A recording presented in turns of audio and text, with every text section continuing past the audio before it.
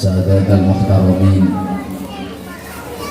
para alim, bapak-bapak kiai, para guru, ibu-ibu nyai, para ustadz, ustadzah, para sesepuh yang ditakdirkan,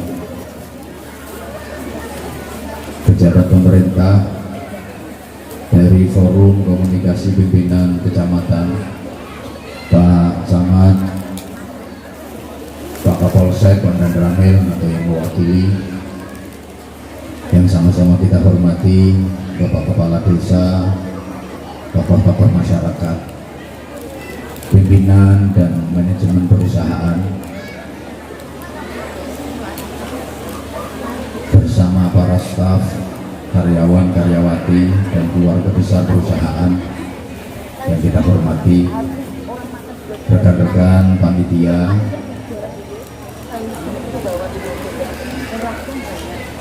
grup Habsyi Ahbabul Mustafa dari Palangkaraya yang kita cintai, yang kita banggakan.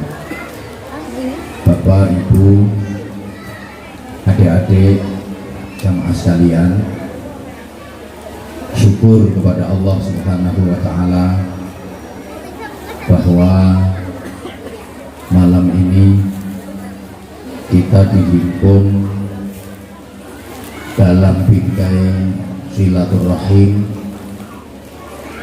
sholawat, zikir, doa, ngaji di majelis yang kita muliakan bersama dalam keadaan sehat walafiat. Sehat buktinya Bapak Ibu Saudara datang ke tempat ini dengan berjalan sendiri-sendiri, tidak ada yang diangkut ambulan, tidak ada yang digotong, tidak ada yang ditandu. Itu tandanya sehat, dan sehatnya disertai dengan afiat, namanya sehat wal afiat. Sehat yang digunakan untuk kebaikan, sehat yang dipakai untuk beribadah, sehat yang digunakan untuk mendekat kepada Tuhan, mengabdi kepada umat. Itu namanya sehat wal afiat. Karena ada orang yang sehat tapi tidak afiat, alias sehat tapi hobinya maksiat. Ada apa enggak? Orangnya datang, duduknya di sebelah mana? Oh, di atas panggung. Berani banget. Ini karyawan gak genah ini. Sehat digunakan untuk maksiat, sehat digunakan untuk kezaliman, kemungkaran. Itu namanya sehat tapi tidak afiat. Malah setahu saya moto barang.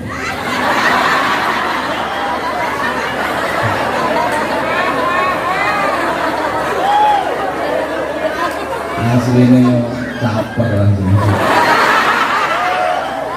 dan klebu syutingan. Wes apa suwe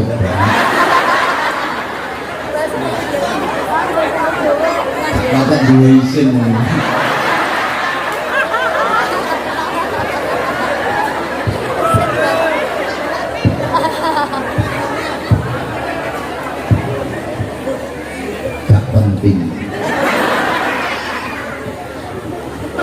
Malah mohon maaf, setahu saya para pelaku maksiat dan para pelaku kejahatan itu adalah orang-orang yang sehat. Betul? Coba, yang suka bikin onar, yang suka bikin ribut, yang suka bikin kerusuhan, itu rata-rata orang yang sakit apa yang sehat? Yang hobinya mabuk-mabukan, itu pelakunya orang-orang yang sakit apa orang-orang yang sehat? Maaf, yang suka nyuri, yang suka ngerampok, yang suka bertindak kriminal, itu kebanyakan orang sakit apa orang sehat? Ayo ibu-ibu yang suka menggunjing, yang suka ngerasani, itu orang-orang yang sakit apa yang sehat? Sehat. Itu orangnya datang kok. Pokok malam ini orangnya pakai kerudung warna hitam.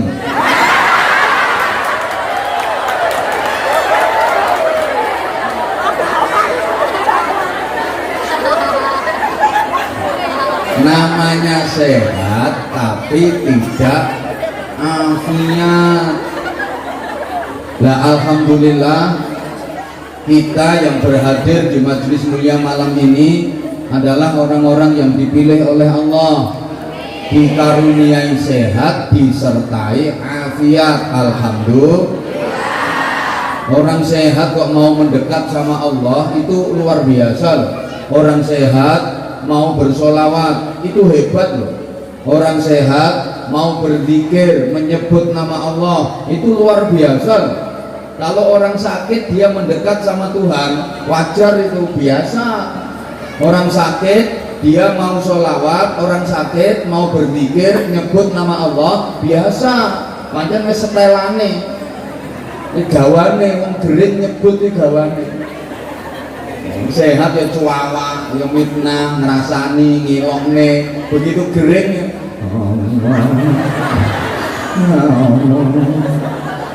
Astagfirullah. La haula ya Allah.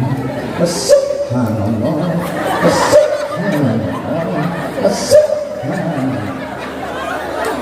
Pas gering, pas sakit, begitu sehat lupa. Makanya maaf, orang sakit mau mendekat sama Tuhan, orang sakit mau bersolawat, orang sakit mau berzikir itu biasa. Yang luar biasa itu udah sakit gak mau dekat sama Tuhan, udah sakit gak mau zikir, udah sakit masih berbuat jahat. Wongin dulu wongin.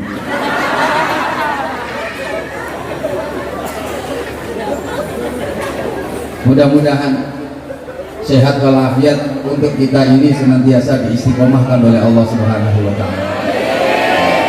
Berikutnya temanya merajut kebersamaan dan menebar kedamaian dalam bingkai negara kesatuan Republik Indonesia yang kita cintai bersama. Kita tahu Indonesia negeri yang sangat indah dengan ribuan pulau, ribuan suku, ribuan budaya, tradisi, adat istiadat, ribuan keberagaman, tapi bisa diikat dalam ukhuwah persaudaraan dengan jargon Bhinneka Tunggal. Kok gak nyaut ya? Bhinneka Tunggal, berbeda-beda tapi tetap satu jua. Itu kalau saya pakai guyonan itu dari bahasa Madura, Bhinneka Tunggal Neka. Jadi neka Bhinneka Tunggal iki ambek iki podo. Wajib kita syukuri diberi nikmat namanya kemerdekaan. Itu dalam pembukaan Undang-Undang Dasar 1945 juga dinyatakan atas berkat rahmat Allah yang Maha Kuasa. Maka wajib kita syukuri bersama, karena nikmat apapun saudaraku, kalau kita syukuri pasti oleh Allah akan ditambahi dan ditambahi, namanya jadi barokah. Tambah baik, tambah baik, tambah baik, tambah bahagia, tambah bahagia, tambah bahagia. La in syakartum la azidannakum. Tapi nikmat apapun kalau tidak disyukuri atau dikufuri namanya, itu nikmat akan berubah menjadi siksa yang menyakitkan. Tambah sakit, tambah sakit, tambah sakit, tambah sengsara, tambah sengsara, tambah sengsara, tambah legret, tambah legret, tambah legret, tambah hancur, tambah hancur, tambah hancur, tambah nyenyek, tambah nyenyek, tambah nyenyek. Wala in kafartum inna adzabi lasyadid. Nah, yang hadir di majelis ini kira-kira hidupnya selama ini lebih banyak mana? Antara syukur sama kufur? Lebih banyak mana? Antara taat sama maksiat? Akendi nek nrimo karo nek ngersulo? Jujur, yang hadir di sini lebih semangat mana? Ngaji sama campur sari? Rame mana? Sholawatan sama dangdutan? Ayo yang muda-muda itu semangat mana? Khataman Al-Quran sama gendaan? Itu namanya syukur apa kufur? Halo? Halo?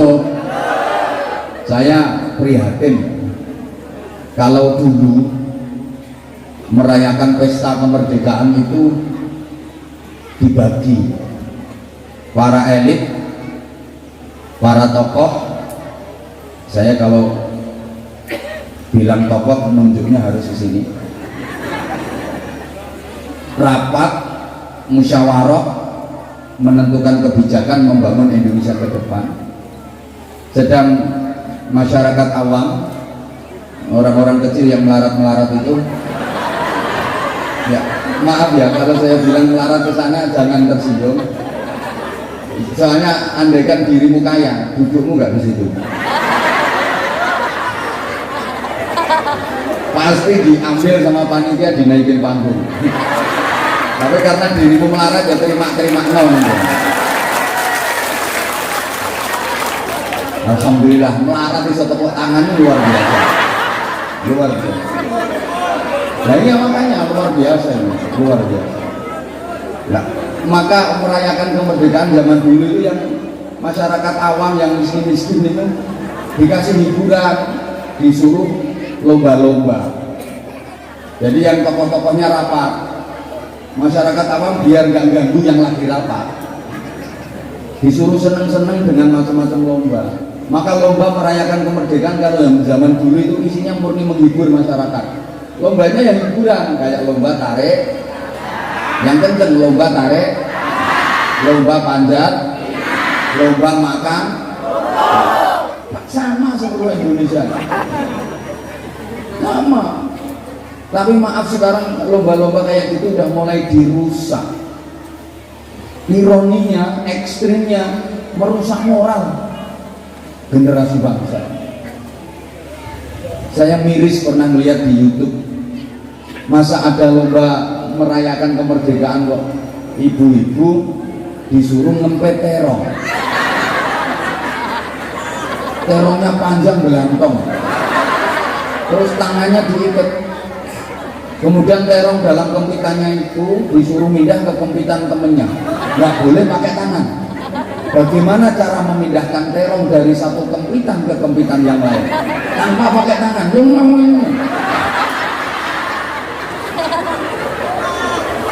Ditonton anak-anak kecil pula, ngeri. Ini kan mengajarkan pornografi ke anak-anak. Ada lagi lomba membeledoskan, menang atau menang rumah saya orang mikir, lomba membeledoskan balon,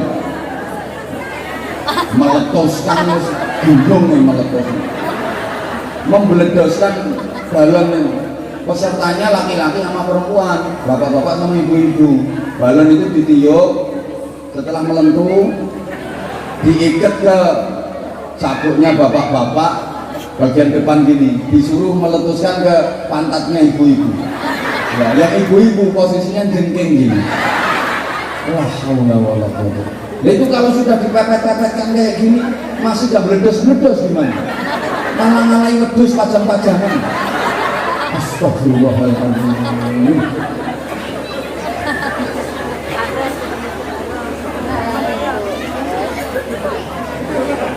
Kok masuk ya apa nih masuk? Padahal kalau ingin barokah itu didatangkan syaratnya harus syukur. Syukur itu ekspresinya melakukan kebaikan. Kalau kufur diimplementasikan dengan melakukan kejahatan, kemungkaran, yang datang adalah musibah, yang datang adalah azab. Allahumma sholli ala Muhammad.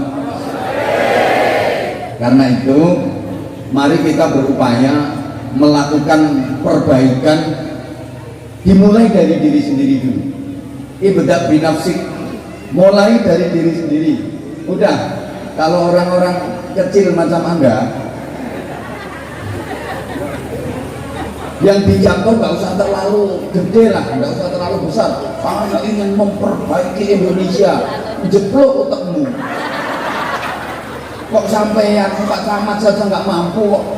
Izin Pak Camat ya, mana camatnya? Oh dua-duanya ya, izin. Pak Camat saja nggak mampu, apalagi otakmu.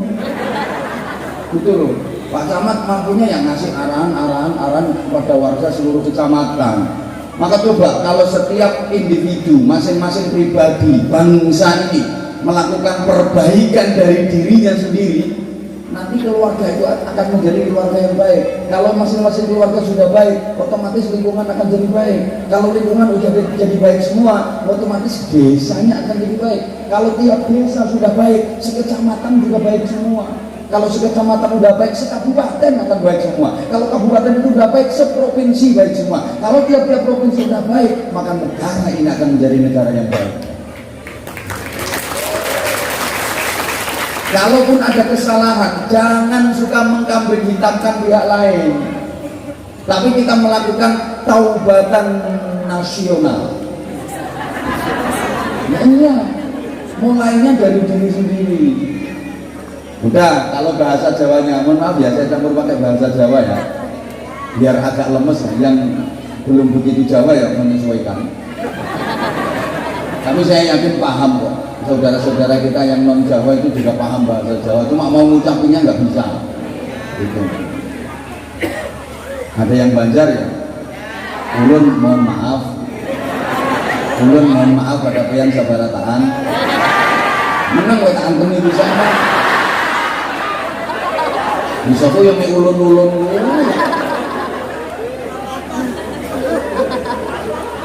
Kalau orang Jawa bilang grayani jitoke dhewe, grayani jitoke dhewe, ojo grayani jitoke kancane, dijotosi ngono. Ibu-ibu metani awake dhewe, ojo metani tanggane. Gampang mana Bu? Metani awake dhewe sama metani tanggane gampang mana Bu? Gampang tanggane, metani tanggane iso digaruk-garuk kena sakor-kore sak limso-limsone. Jantes iki kabeh. Oke, prinsipnya kita punya jargon yang luar biasa. Bangunlah jiwanya, bangunlah untuk Indonesia Raya.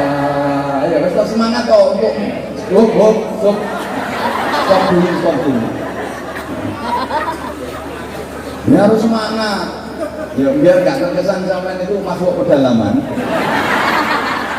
Soalnya kaget panjang jalan, ya Allah ya Allah, ini masih masuk wilayah Indonesia apa enggak? Saya tuh rasa-rasanya berada di planet lain. Sepanjang jalan hutan belantara, nyebrang sungai, masuk ke hutan lagi. Jadi malam ini saya berhadapan dengan orang-orang hutan.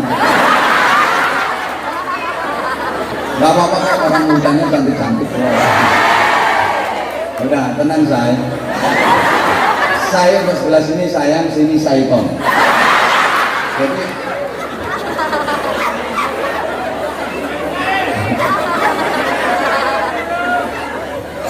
bangunlah jiwanya, bangunlah badannya.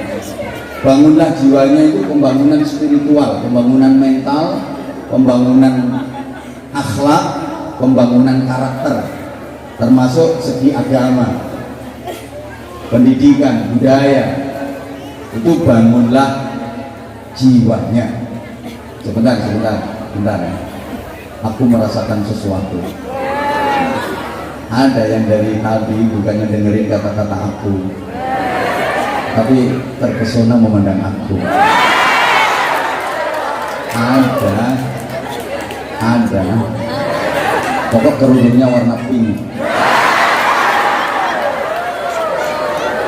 Aku tuh kalau lagi pas bertatapan sama pandangan mata dia itu ya, salah tingkah. Aku nggak kok gitu amat sih lihatnya.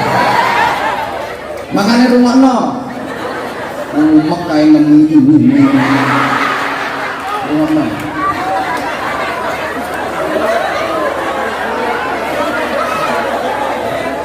Udah dengerin. Nah, bangunlah badannya, itu pembangunan zahir, pembangunan jasmani, pembangunan infrastruktur, pembangunan ekonomi. Untuk bangunlah badannya, saya pikir Indonesia ini udah bagus. Infrastruktur udah bagus, ekonomi udah bagus, sekarang hampir nggak ada orang miskin. Maka kalau ada jatuh mengangkat kemiskinan, mengentas kemiskinan, kemiskinan yang mana lagi yang mau diangkat? Saya rasa sekarang udah nggak ada orang yang miskin. Yang ada itu wong sing nggak nerimo, orang yang merasa kurang. Kalau zaman dulu miskin, percaya saya, zaman dulu itu banyak yang kekurangan sandang, pangan, papan. Sekarang nggak ada orang kaliren, itu nggak ada. Sampai nggak bisa makan, nggak bisa beli pakaian, nggak punya rumah, nggak ada. Kalau dulu kepengen makan nasi putih, beras itu sama ikan, sama ayam, daging ayam, itu kalau nggak hari-hari bagus nggak keturutan. Mangan sego putih lalu iwak pitik, lek gak dino-dino becik nggak keturutan. Kalau sekarang mangan sego putih bendino, masalah pitik urusanmu. Nah iya toh. Dulu kalau ada orang sakit itu rata-rata penyakitnya karena kurang makan. Dulu ya, kalau ada orang sakit rata-rata sebab sakitnya itu karena kurang makan. Tapi sekarang kalau ada orang sakit rata-rata penyakitnya karena kebanyakan makan. Maka dokter zaman dulu sama dokter sekarang kalau nasihati pasien, nasihati orang sakit itu beda. Dokter dulu kalau nasihati orang sakit itu suruh makan banyak karena penyakitnya emang kurang makan. Makan yang banyak ya biar cepat sembuh. Walaupun pahit, walaupun gak enak ya dipaksa. Makanan itu obat, suruh makan banyak. Begitu makan banyak, sembuh. Umpamanya penyakitnya mergo kurang mana. Sekarang beda. Beda. Dokter sekarang kalau nasihati orang sakit, umpamanya sembarang-barang mau employee, nggak boleh makan ini, nggak boleh makan itu. Mas, nggak usah disambung speaker atas, mas. Operator, nggak usah pakai disambung speaker atas, cukup sound system yang bawah saja. Dan egonya dikurangi, enak kayak tadi. Egonya dikurangi, enak kayak tadi. Wes salah, pentilnya jadi utek-utek aja. Anu, nggak ada pisang apa-apa itu, biar dipegang dia biar nggak utek-utek terus. Kalau penceramahnya udah nggak komplain, ya udah. Soalmu paling enak ya wis ngene iki. Utak-utek, malah ra enak. Udah. Takon ngalih pokoknya enggak kapan utak-utek. Ganggu konsentrasinya. Nah, bener itu. Allahumma sholli ala Muhammad. Nah, pakaian juga gitu. Kalau orang dulu pakaiannya jelek-jelek, karung aja dijadiin baju dulu. Sekarang mana ada pakaian jelek, bagus-bagus semua. Apalagi ibu-ibu, subhanallah. Pakaian baju itu bisa sampai 456. Iyalah. Ya kalau bapak-bapak mending, bapak-bapak setahun beli baju baru paling 4 kali 5 kali wis kakean. Tapi kalau ibu-ibu ada model baru beli, ada model baru beli. Ya Allah. Jilbab itu sampai 2 almari itu jilbab semua. Kalau bapak-bapak kopiah ini peci 2 kali lebaran sama itu peci. Saya yakin misalnya 3 tahun lagi saya diundang ke sini, bapak itu kopiahnya pancet seperti itu.